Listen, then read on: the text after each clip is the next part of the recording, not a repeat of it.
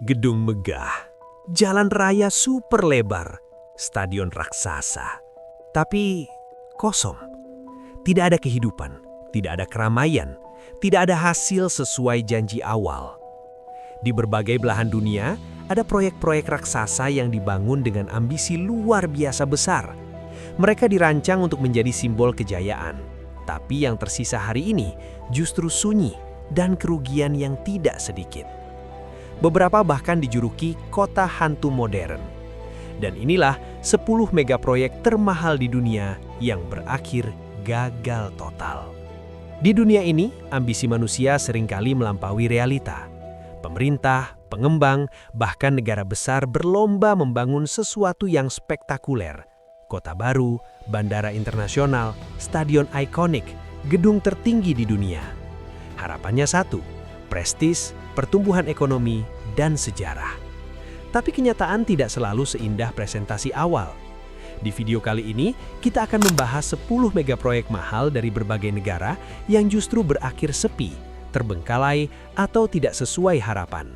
Sekarang, kita mulai. 10. Forest City, kota futuristik yang sepi. Di selatan Malaysia, dekat perbatasan Singapura, berdiri sebuah proyek ambisius bernama Forest City. Konsepnya futuristik, kota pintar, hunian mewah, apartemen modern, marina, pusat perbelanjaan, sekolah internasional. Targetnya ratusan ribu penghuni. Nilai investasinya triliunan rupiah. Dari brosurnya, semuanya terlihat sempurna. Gedung-gedung tinggi berdiri di atas pulau reklamasi, jalan lebar, taman hijau, fasilitas lengkap. Tapi ketika orang benar-benar datang ke sana, yang terasa justru sunyi. Banyak apartemen kosong, lampu tidak menyala di malam hari, jalanan sepi, aktivitas minim. Media internasional mulai menyebutnya kota hantu modern. Masalahnya kompleks, lokasinya dekat perbatasan membuat pembatasan pembelian bagi warga asing menjadi isu. Infrastruktur pendukung belum maksimal, situasi ekonomi global juga memperburuk keadaan. Ambisi besar bertabrakan dengan realitas pasar, dan hasilnya kota megah yang belum benar-benar hidup.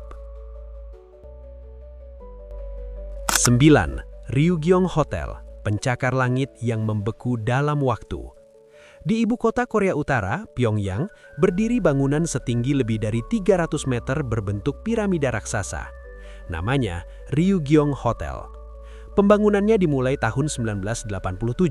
Targetnya ambisius, hotel tertinggi di dunia, simbol kejayaan negara.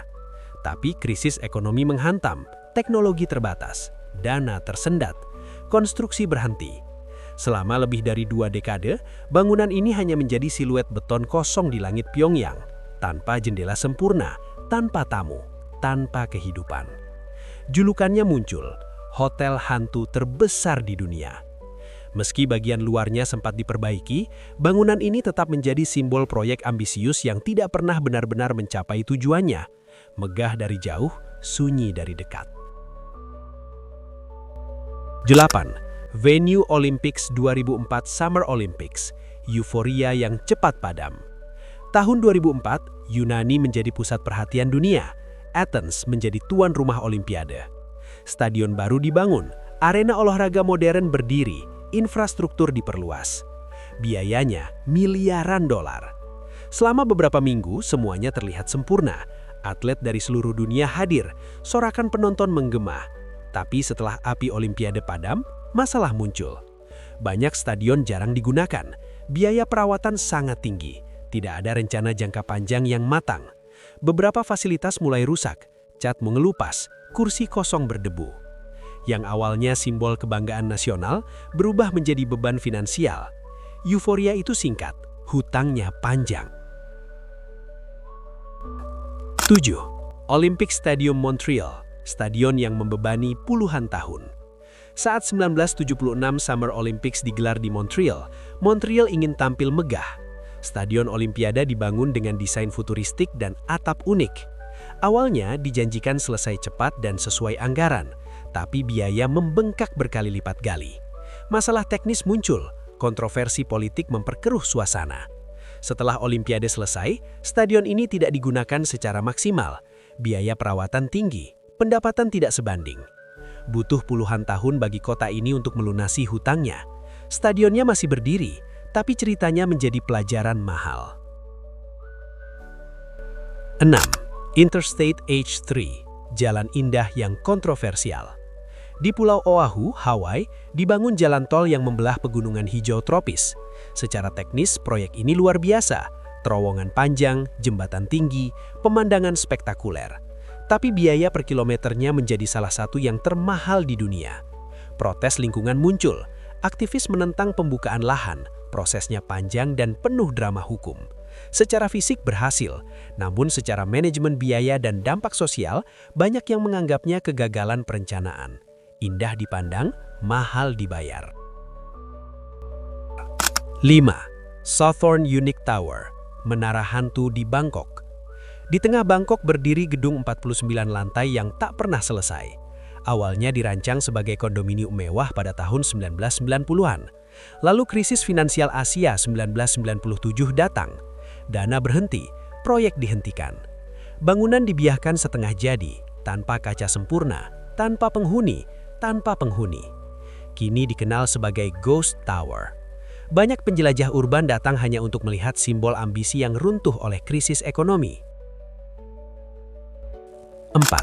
Ciudad Real Central Airport, bandara tanpa pesawat.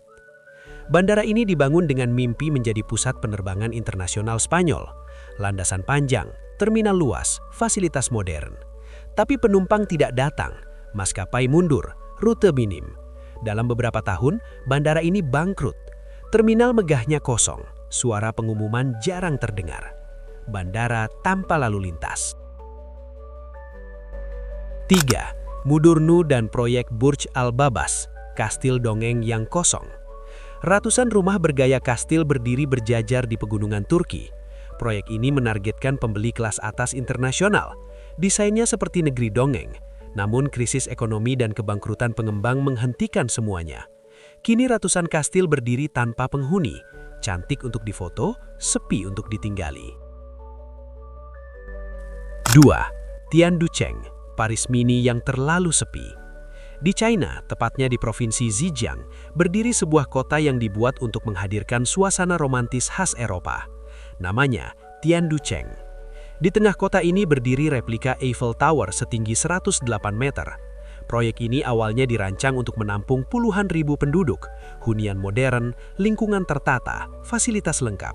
Semuanya terlihat siap untuk menjadi kawasan elit yang hidup dan ramai. Namun realitasnya tidak seindah konsepnya. Sebagian besar rumah tidak berhuni, banyak jendela gelap di malam hari, jalanan yang lebar justru terasa lengang, suara kendaraan nyaris tidak terdengar. Yang justru datang adalah wisatawan. Mereka berfoto dengan latar menara Eiffel, berjalan santai di taman, lalu pulang. Bukan untuk tinggal, hanya untuk singgah. Meski dalam beberapa tahun terakhir jumlah penghuni mulai bertambah, citra kota hantu mini Paris masih melekat kuat. 1. Naypyidaw, ibu kota yang terlalu sepi. Pada tahun 2005, Myanmar secara mengejutkan memindahkan ibu kotanya ke sebuah wilayah baru bernama Naypyidaw. Kota ini dibangun dari nol. Jalan raya super lebar membentang hingga 20 jalan. Gedung kementerian berdiri megah dan berjajar rapi. Kawasan pemerintahan dipisahkan dengan zona militer dan area perumahan. Semuanya terlihat terencana, modern, dan monumental. Dari udara, tata kotanya tampak simetris dan luas. Namun ketika berada langsung di sana, suasananya berbeda. Jalan-jalan besar itu seringkali kosong. Lampu lalu lintas menyala tanpa banyak kendaraan melintas. Banyak area terasa seperti kota yang belum benar-benar terisi. Ekonomi tidak tumbuh secepat yang diharapkan. Pusat bisnis dan kehidupan sosial masih lebih hidup di kota lama seperti Yangon. Jarak dari pusat ekonomi lama membuat perpindahan populasi tidak terjadi secara natural. Akibatnya, Naypyidaw kerap disebut sebagai salah satu ibu kota paling sepi di dunia. Padahal, biaya pembangunannya mencapai angka fantastis. Dari hotel tertinggi yang kosong, stadion yang membebani, sampai ibu kota yang sunyi. Semua punya satu benang merah. Ambisi besar tanpa perencanaan matang bisa berubah menjadi beban besar. Triliunan rupiah bisa melayang, dan sejarah mencatatnya sebagai pelajaran. Menurut kamu, proyek mana yang paling mengejutkan? Atau ada proyek gagal lain yang menurut kamu layak masuk daftar ini? Tulis pendapatmu di kolom komentar. Sampai ketemu di video berikutnya.